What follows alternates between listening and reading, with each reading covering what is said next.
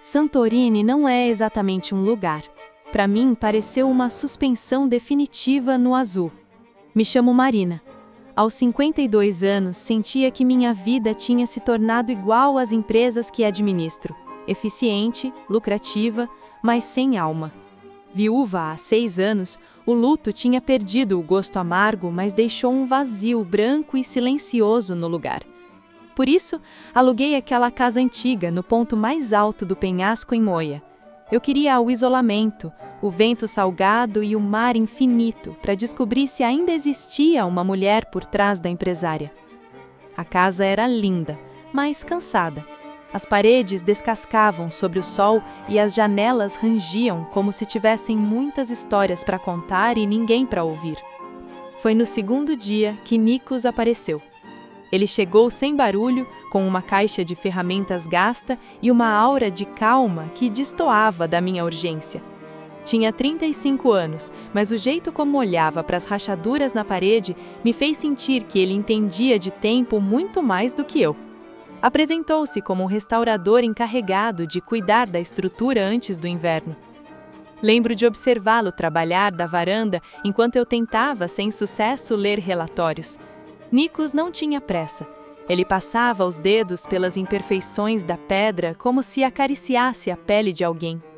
E num desses momentos ele parou, olhou para uma fresta profunda e me disse: "Essas rachaduras não são defeitos, são a respiração da casa." Olhei para ele, curiosa.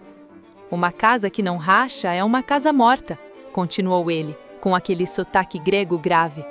"O material precisa de espaço para expandir e sentir o calor."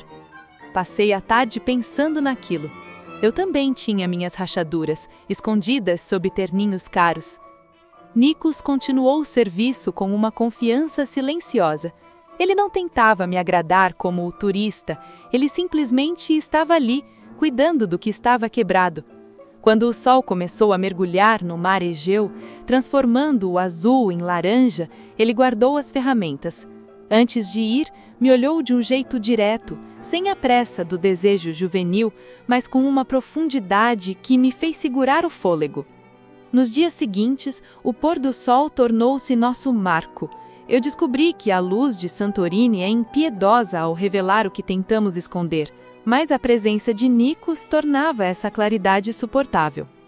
Certa tarde, enquanto lixava uma janela castigada pelo salitre, ele parou e me disse: "O segredo da restauração não é esconder a idade da madeira, mas respeitar a direção das fibras. Quando tentamos forçar um material a ser o que ele não é mais, ele quebra." Senti aquelas palavras como um toque no peito. Passei anos tentando ser a rocha inabalável da família, forçando minhas fibras a ignorar a solidão. Ali, diante daquele homem que cheirava a serragem e mar, me senti perigosamente perto de ceder. Nossas conversas se estenderam. Sentávamos na varanda com o mar estendido como um lençol de seda abaixo de nós. Eu contava coisas que nunca disse em reuniões. Nikos falava pouco, mantendo o mistério das pedras da ilha. Ele não me ouvia como uma cliente ou como uma mulher mais velha que ele queria conquistar. Ele me ouvia como quem estuda a planta de uma construção antiga, procurando os pilares que ainda sustentam a alma. E, conforme as sombras se alongavam, eu sentia que minhas próprias rachaduras estavam sendo tocadas, sem pressa. A tempestade chegou no final de semana. Não como um aviso, mas como uma invasão. O céu tornou-se metálico e o vento uivou. Nikos estava terminando de selar uma viga quando a luz cortou. O silêncio do apagão foi preenchido apenas pela chuva torrencial batendo nas janelas. Ficamos mergulhados na penumbra, onde o único brilho vinha dos olhos dele. A ilha às vezes exige que a gente pare de olhar para fora e comece a prestar atenção no que acontece em 4 paredes. Encontrei uma garrafa de vinho e nos instalamos no chão da sala, cercados de sombras dançantes. O som da tempestade criou uma bolha ao nosso redor, um território sagrado onde meus prazos e empresas não tinham permissão para entrar. Nikos serviu o vinho com precisão. Sentados ali, tão próximos que eu sentia o calor do corpo dele, a conversa fluiu para lugares perigosos.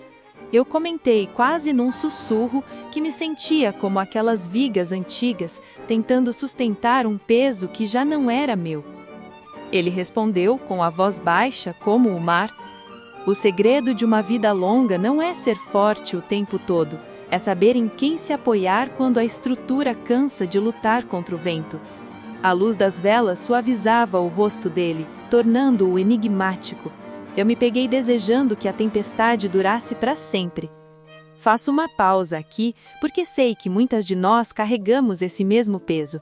Se você também sente que precisa ser forte o tempo todo e que suas rachaduras precisam ser escondidas, eu quero que você saiba, você não está sozinha. Deixe seu like se essa história ressoa com você e se inscreva no canal. Estamos construindo esse espaço seguro juntas. Agora, deixe-me contar o que aconteceu quando o silêncio finalmente venceu a tempestade. A noite avançou e a fúria lá fora virou um suspiro ritmado. Nesse silêncio, a proximidade de Nikos deixou de ser um campo minado e virou um convite. Meu corpo já tinha aceitado muito antes da minha mente. Quando ele finalmente estendeu a mão e tocou meu rosto, seus dedos tinham a mesma reverência com que ele tratava a madeira antiga. O tempo é o melhor escultor. Não tenha medo do que ele desenhou em você. Naquele momento, na sala daquela casa em obras, senti que a minha restauração chegava ao fim. O beijo dele foi lento, profundo, um encontro que parecia programado pelo destino. Suas mãos exploraram cada curva do meu corpo com uma segurança que me desarmou. Não houve urgência, mas havia uma fome antiga que se saciava no escuro.